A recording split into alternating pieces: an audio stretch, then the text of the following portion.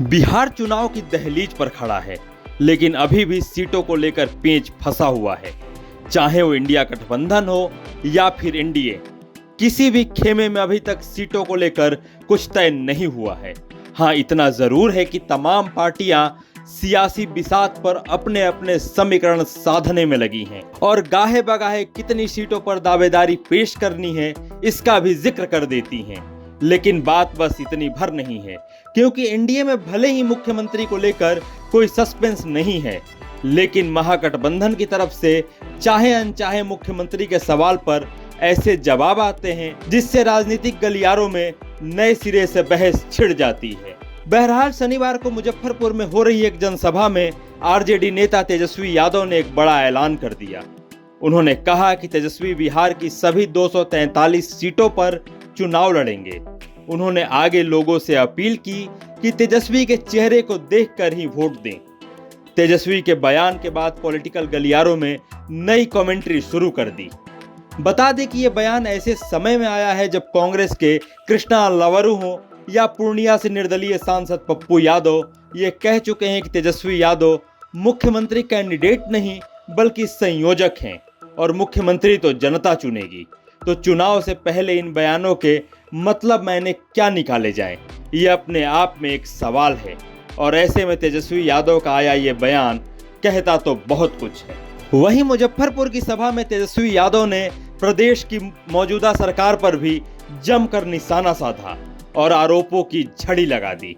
इसके अलावा उन्होंने एक सोशल मीडिया पोस्ट भी किया जिसमें जमकर जो सत्ता सरकार है उस पर हमला किया। उन्होंने कहा कि 20 सालों की मोदी नीतीश की सरकार बिहार में भ्रष्टाचार, अपराध, गरीबी, बेरोजगारी, पलायन, अशिक्षा और महंगाई के सभी रिकॉर्ड तोड़ दिए हैं। उन्होंने आगे लिखा, इस निकम्मी सरकार में थाना और ब्लॉक कार्यालय में भ्रष्टाचार का कोई पैमाना नहीं रहा। हर जगह गरीब और आम आदमी को लूटा जा रहा है। अचेत मुख्यमंत्री के चलते जनता सरकार बदलने के लिए कमर कस चुकी है। बता दें कि मुजफ्फरपुर के कांटी में तेजस्वी यादव ने बाबा साहेब भीमराव अंबेडकर की प्रतिमा का अनावरण किया। सरकार के कामकाज पर अनगिनत सवाल भी इस दौरान उन्होंने खड़ा किया। तेजस्वी यादव ने कहा कि ये हमारी नकल करते हैं और इनके पास कोई अपना विजन नहीं है। गुजरात वाला लोग तय करेगा, लगाइएगा फैक्ट्री गुजरात में, फैक्ट्री चाहिए बिहार में। ऐसा अब नहीं चले वाला, अरे भाई ऐसा नहीं चले वाला। आप लालू जी ने रेलवे का 4-4 कारखाना दिया, रेलवे का किराया हर बजट में कम किया, 90,000 करोड़ का मुनाफा लालू जी ने दिया, गरीब एसी में चले, गरीब रथ ट्रेन चलाया। जो लालू जी ने किया, जो स्वर्ग दिया, जो मान दिया, जो सम्मान दिया, लालू यादव जिंदाबाद। आज ये भाजपा के लोग आपके अधिकार, वोट छीनने का अधिकार छीन रहे हैं, आपके अस्तित्व को मिटाना चाह रहे हैं। लालू जी, लोहिया जी कहते हैं वोट का राज मतलब छोट का राज। आज यही भाजपा वाले लोग बेईमानी करने पे लोग लगा है, लेकिन आप सब लोग एक रहना है। हम फिर आप लोगों के बीच आएंगे और इस बार 243 सीट पर तेजस्वी चुनाव लड़ेगा। तेजस्वी चुनाव लड़ेगा,